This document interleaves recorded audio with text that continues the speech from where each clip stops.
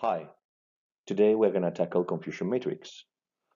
To keep it simple, we're going to tackle actually single class Confusion Matrix.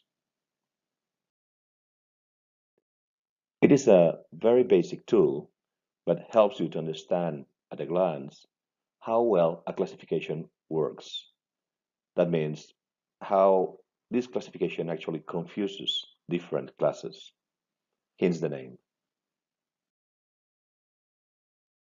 We're going to use an example which is very close to reality, coming from the pharmaceutical environment.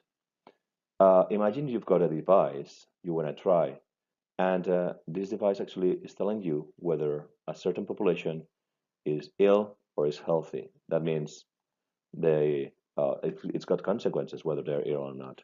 In this case, if your predictions tell you that a specific person is ill, they will go through a very painful and long treatment, and if they're actually ill, they will get cured and they will be very happy with you. Otherwise, if they were not ill, that means if they were healthy, they would have long gone through a very painful treatment.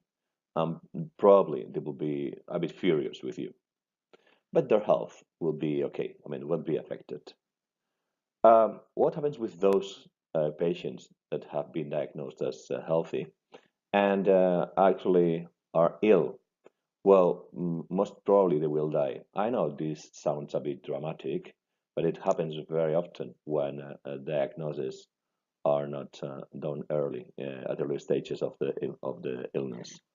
Um, if they were not healthy, if they were healthy, nothing happens. They will carry on with their lives, happy chappy, and that's it. With that in mind, you make your predictions. Right. To start analyzing the confusion matrix, we will go by row.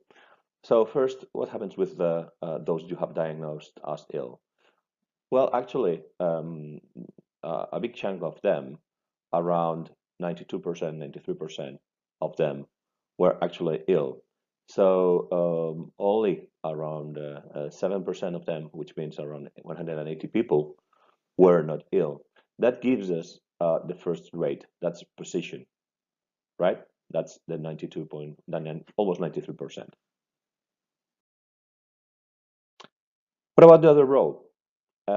Then once you have diagnosed as not ill, well, you've got that around 87% of them um, were not ill, were healthy, and but that leaves around 1,000 that were ill and did not have the treatment. So here is the second rate. It's the negative predicted value. It's around 87%. However, I mean, this is the full picture, the big picture that we have to analyze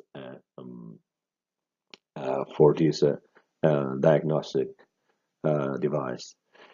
Uh, I would suggest, I mean, we have done the analysis by row. Let's do it now by columns, which is quite important in this case. Remember, we are in the health environment, and here the objective is actually saving lives.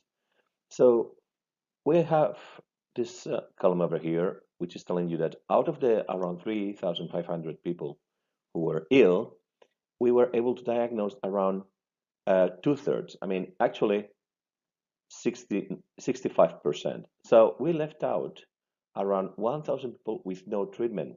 Basically, those people will die because the diagnosis wasn't right.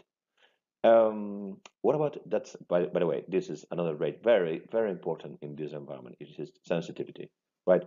It's the percentage at the end of the day, 100 minus this would be the percentage of people you leave out of treatment. So those that are diagnosed improperly.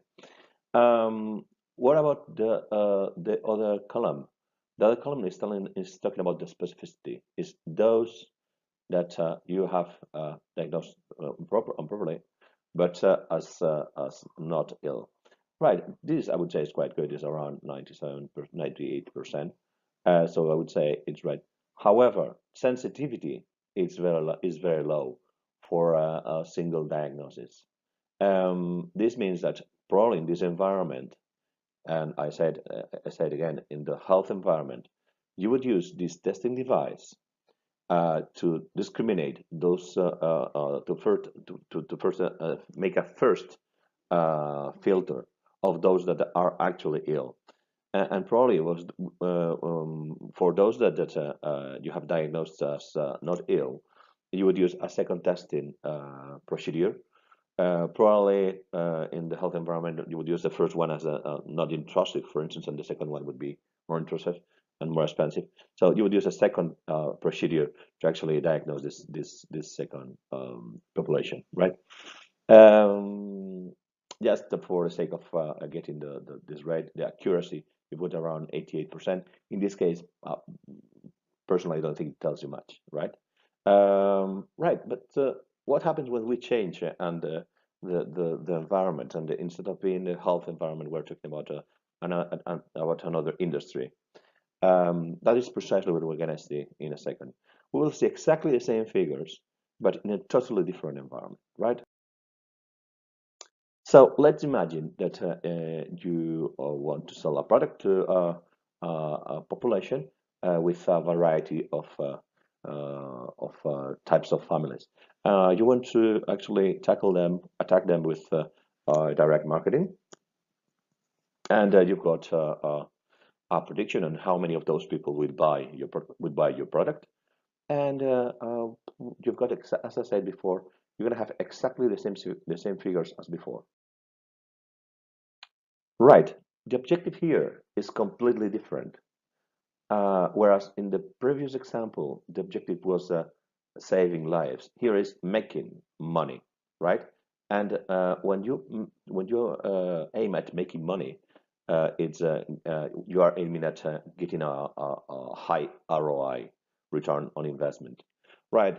Um, Basically, what you've got is exactly the same matrix. You've got the whole matrix, and um, exactly the same figures again.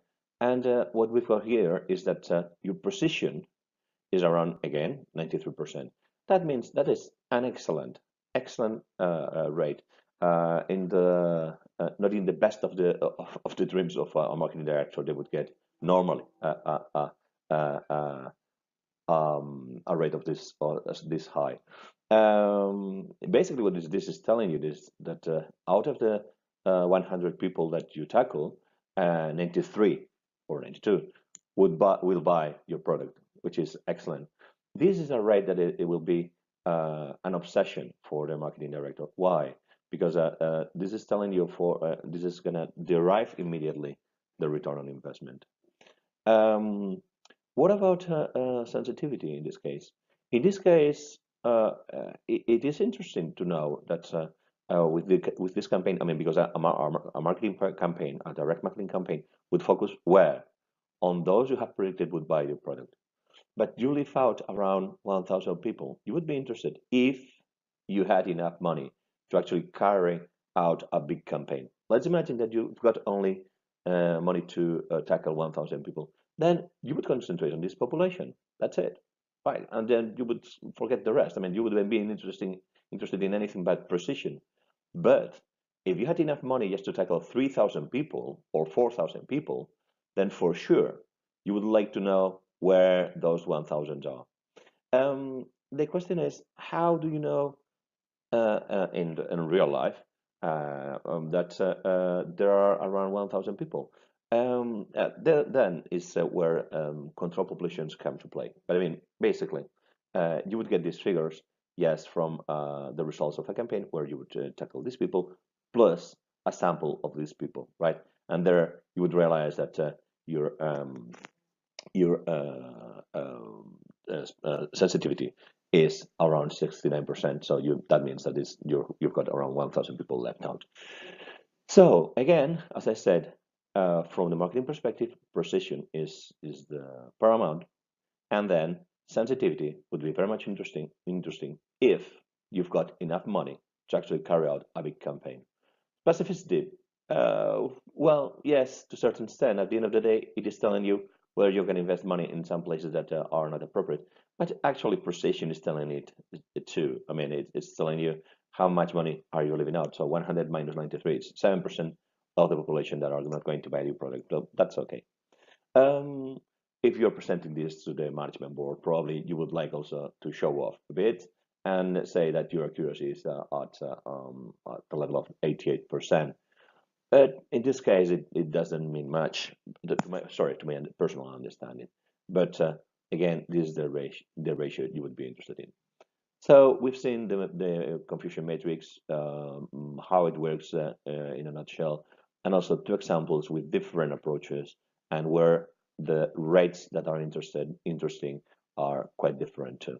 So I hope this helps. See you soon. Bye.